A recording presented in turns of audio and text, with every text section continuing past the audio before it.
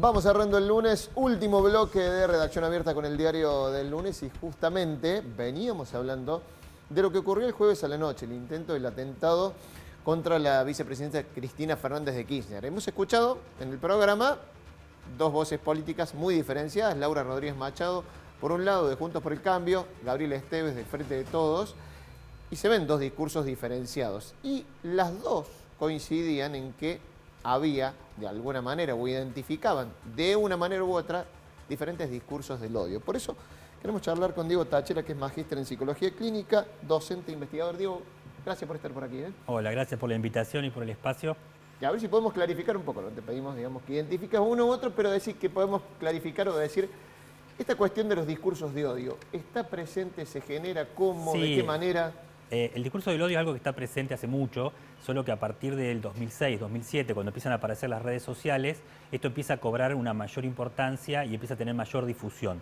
Y su relación con la política y el uso político de las redes sociales en las campañas aumenta de alguna manera esta polarización que vamos viendo y que hablamos a veces de la grieta, y entonces empezamos a ver de que cada político busca llamar a su propia gente o convocar o mantener su discurso, y eso aumenta y aumenta la tensión y la polarización entre dos discursos que de alguna manera luchan por la hegemonía de la representación social o de la representación cultural que tenemos sobre lo que llamamos un hecho cualquiera. Entonces, ahora, eso sí. La dialéctica es algo inherente a la política. ¿Cuál es la diferencia entre un discurso de odio y un discurso político controversial? Lo que pasa es que en un discurso controversial, en una cuestión dialéctica, podemos discutir. Y siempre que estemos dispuestos a discutir, yo estoy dispuesto a cambiar mi postura si entro en la discusión con alguien, y espero que el otro también. Entonces, mientras vamos discutiendo y argumentando, bueno, puede que cambie mi postura o que cambie la tuya o que lleguemos a un punto intermedio, ¿sí? Ahora, cuando yo no estoy dispuesto a cambiar mi postura y yo lo que digo es la verdad revelada y todos tienen que aceptarla, yo estoy tratando de convencer al otro, ahí no estoy discutiendo ni debatiendo, sino que ahí estoy o evangelizando o haciendo una campaña y argumentando a favor de mi verdad como la única. Y entonces aparecen estos discursos del odio que tienen como una característica de que son en la comunicación pública, ¿sí? Ya si es una comunicación privada no estaríamos hablando de discurso del odio. Entonces las redes lo que hacen es permitir que todos nos comuniquemos más públicamente. Si bien hay una idea de democratización en las redes, no todos somos igualmente escuchados. O sea, no todos tenemos la misma llegada en las redes sociales, entonces sabemos que hay gente que lo retuitea porque tiene su militancia, sus seguidores, o tiene gente paga, o paga para esto y tiene poder adquisitivo para poder pagarlo, entonces no hay una democracia real en las redes respecto de la llegada con un mensaje. Ahora, profundizando, perdón, Mariette, porque lo que vos decís, ¿cómo pasa de eso, que decís, de ese poder o tratar de convencer o evangelizar a la radicalización, que es lo que ya se ve bueno, en lo que estamos hablando? lo que pasa es que cuando estos discursos son tan hegemónicos y no hay una postura intermedia dialéctica de ningún lado, entonces yo siento que mi identidad con el partido, la religión, el grupo religioso, la nacionalidad o lo que sea que está siendo atacado, me ataca en lo personal y salgo a defenderlo. Y lo salgo a defender como si me atacaran a mí. Entonces a lo mejor el discurso del odio no aparece en el posteo oficial o aparece, bueno, ahora están apareciendo, o sea, cada vez más evidentemente, pero no aparece una intención en el discurso del partido, del político, pero sí aparecen en los seguidores o en los opositores, que lo ven y entonces dicen, pero ustedes porque son esto, porque son lo otro. Y hay una agresión a la persona, no al discurso. Entonces esa agresión ad hominem, que es una falacia, si yo digo, lo que vos decís puede ser que esté bien, pero vos, digo, no estoy discutiendo tu idea, sino que estoy discutiendo tu persona, tu aspecto físico, tu lugar de vivir, de dónde vivís, la seguridad de tu barrio. O sea, cambio el tema, cambio el eje, ¿sí? Hay una vieja ley de Godwin, que no es una ley, pero que se aplicaba en los foros, cuando los primeros foros de discusión tenían conexión por internet, las computadoras, y apenas empezaban a discutir, y era la ley de Godwin, dice que si una conversación o una discusión en un foro se extiende lo suficiente, la probabilidad de que en algún momento se mencione a Hitler o al fascismo es absoluta, ¿sí? Es una. En un momento va a ser seguro que alguien va a decir ustedes son fascistas, o vos sos fascista, o vos ya estás como Hitler. Y ese es el momento donde ya se terminó la discusión. Claro. ¿Sí? Claro. Pasaba eso en los foros de discusión, que era la computadora por dial-up. Entonces, ahora que tenemos mayor acceso, que lo hacemos desde el teléfono, que lo hacemos en cualquier horario, donde se ha perdido, hay una cierta desinhibición en el uso de las redes sociales. Hay un filósofo Aquiles Membé, que habla de la necropolítica, y él tiene un párrafo muy chiquitito que le preguntaban sobre el futuro, y en una entrevista él dice que el inconsciente, este inconsciente freudiano que alguna vez hablamos los psicólogos, fue puesto en la nube, fue depositado y trasladado a la nube. Entonces todo lo que antes reprimíamos y no manifestábamos públicamente por una represión hacia ese inconsciente, esas barreras de censura se abren y se vuelca todo en la red. Entonces muchas veces nos desinhibimos y por tuitear o responder a un mensaje contestamos con muchísima más agresión de la que contestaríamos en vivo y en directo. ¿Sí? Entonces, yo te quería preguntar, las redes sociales aceleran muchísimo este proceso y amplifican también, ¿no? ¿Cómo se puede desmontar este tipo de discursos para tener una sociedad un poco más sana, ¿no? Bueno, ahí va, podemos... pero no con odio. Claro, lo que me parece que acá es que empecemos que cada uno asuma su responsabilidad. Es decir, hace falta una especie de alfabetización en el uso de redes sociales que no tenemos. De golpe nos vemos lanzados a tener redes sociales y nadie nos dijo cómo se usa. Nadie nos dijo que esto queda guardado y que todo lo que escribamos hoy, en 5 años, en 10 años, en 20 años, va a estar. Y que si yo hoy me peleo y que insulto a otro, ¿y qué ámbito eso queda? ¿Es el más apropiado para eso? ¿La escuela, yo creo que el sí. Estado? Yo creo que desde la escuela, desde el Estado y de la misma dirigencia en todos los ámbitos, poder hacer un mea culpa. Pero lo que vemos es que le echan la culpa al otro. Lejos de eso. El jueves sucedió un hecho sumamente grave. Hoy es lunes y vemos lo que pasó. Se exacerbó todo. Sí. O sea, se calmó durante un par de horas y después se exacerbó. Se volvió a esto. Y es que nadie lo calmó tampoco. Es decir, y hoy le preguntás a cualquiera y todos dicen, pero ellos empezaron. Las imágenes son, miren lo que dijeron, estos son los que vienen a hablar de paz social, miren lo que dicen, miren lo que hacen. Y los otros te dicen, a nosotros nos dicen, pero si ustedes. Entonces, otra vez, estamos en un argumento ad hominem y nadie dice, pará, esto sí es un hecho traumático para todos. Esto sí es un acontecimiento que nos marca. Estamos todos conmocionados por esto. Diego, ¿sí? estoy tentado a preguntarte si hay experiencias o antecedentes de sociedades que pudieron salir del discurso del odio y avanzar, ¿no? Porque es muy nuevo, es muy nuevo. La investigación sobre los discursos del odio tiene 6, 7 años. Estamos recién empezando a encontrar instrumentos que nos permitan entenderlo, clasificarlo y buscar esto. Lo primero que necesitamos es no naturalizarlo.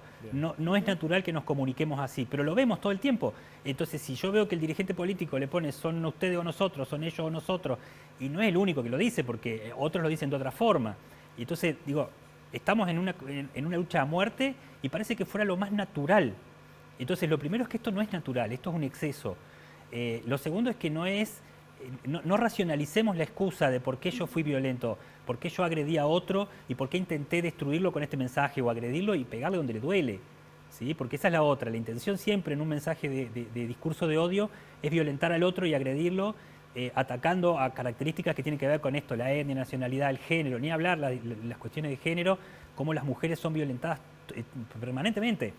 Sentite libre, digamos, si estás en un espacio televisivo, pero tenés que criticarnos también. Porque digo, se da la lógica esta por ahí que está viendo en los medios, no sé si los colegas coinciden, en donde, bueno, si tal medio identificado con una postura se corre un poquito, ya, pero los mensajes sí, que recibe son tremendos. Entonces, por no correrse de ese lugar, lo que pasa sigue es que, profundizando eso, ver, ¿no? Hay una lógica de un lado y del otro. Hay una lógica de mercado, ¿sí? Donde estamos todos insertos y trabajamos en esto o en aquello.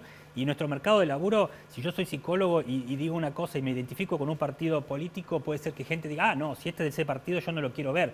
Como si eso pudiera influenciar mi trabajo. Y en los medios se ha dado que el periodismo ha tenido un periodismo militante, muy fuertemente militante, que ha ido polarizando ciertos medios. Y se ha ido dando como una interacción con el público, donde el público sigue a un medio que repite lo que yo quiero escuchar. Claro. Entonces, si este medio no dice lo que yo estoy esperando que diga, que muchas veces tiene que ver con esta bronca hacia el otro, no lo quiero seguir más.